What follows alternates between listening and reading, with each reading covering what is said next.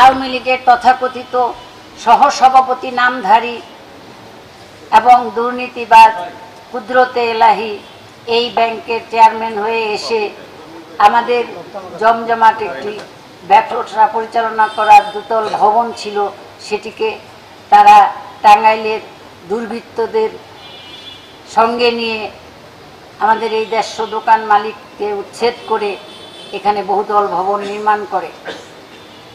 আপনারা অবগত আছেন যে দীর্ঘ 10 বছরের ইতিহাস না বলে আমি শুধু আজকে সংক্ষিপ্তভাবে বলতে চাই, এখানে যারা নতুন দোকান বরাদ্দ দিয়েছেন সেখানেও দুর্নীতি করেছেন। আজকে একত্রে বসলে ওনারা সবই জানতে পারবেন এবং ওনারা ডকুমেন্ট পাবেন। ওনাদের যে টাকা বেহাত হয়ে গেছে সেই জিনিসটি আমরা প্রমাণ করতে সামর্থ্য হয়েছি। আমি রাহেলা জাকির সমবায়ী ও দোকান মালিক সমিতির আহ্বায়ক হিসাবে সুপ্রিম কোর্টে একটি মামলা দায়ের করি। হাইকোর্টে প্রথমে করি, সেটি পরে সুপ্রিম কোর্টে যায়, একটি মামলা দায়ের করি দুদককে অর্ডার করানোর জন্য যে কোনোভাবেই আওয়ামী সন্ত্রাসী এবং ফ্যাসিস্ট সরকারের সাথে পেরে উঠতেছিলাম না।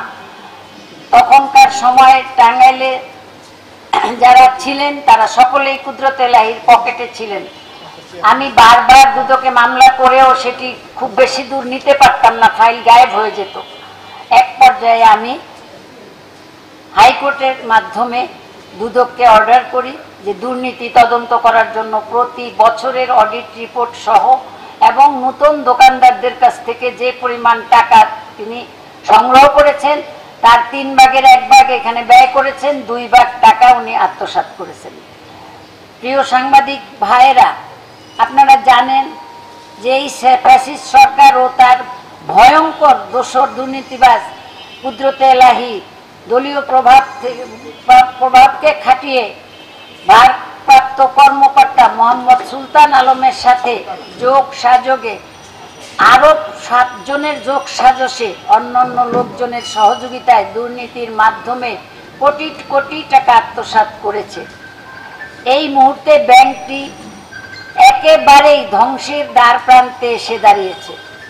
একই সাথে ব্যাংকের সমবায় সুপারমার্কেটের উন্নয়নের নামে একটি অত্যন্ত জমজমাট মার্কেট ভবন করার কথা বলে 10 তলা মার্কেট করার, সেখানকার ব্যবসায়ীদের নতুন ভবন দোকান বরাদ্দ দেওয়ার কথা বলে তাদের নিকট থেকে লক্ষ লক্ষ কোটি কোটি টাকা হাতিয়ে নেন।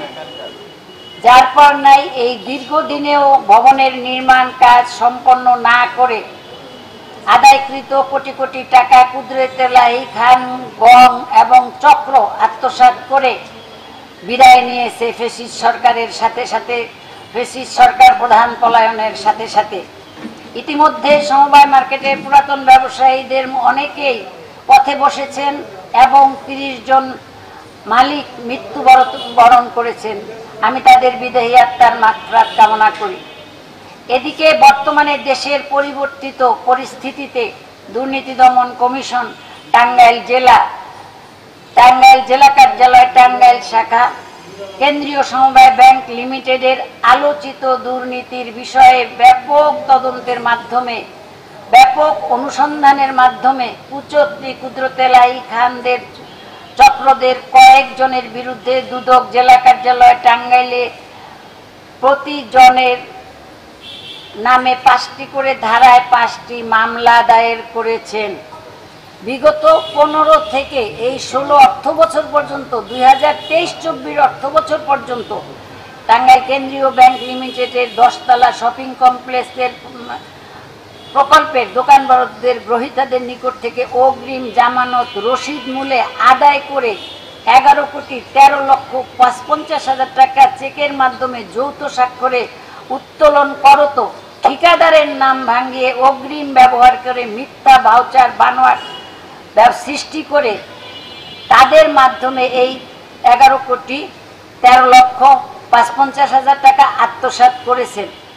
অন্য আসামিরা নিজেরাও লাভবান হওয়ার জন্য এহেন ঘৃণ্য কাজের কুদরতে এলাহিকে সহযোগিতা করেছে অসৎ উদ্দেশ্যে আলোচ্য অর্থ বছরের অডিট বিধি মোতাবেক সম্পাদন না করে উক্ত টাকা আত্মসাৎ করেছেন সাংবাদিক বন্ধুরা। এই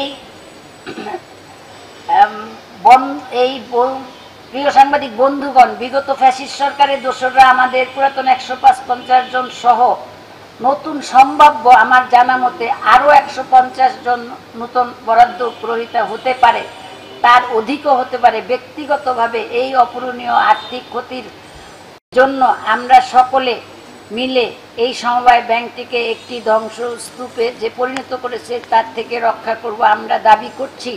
টাঙ্গাইল জেলার দুদক অনতি বিলম্বে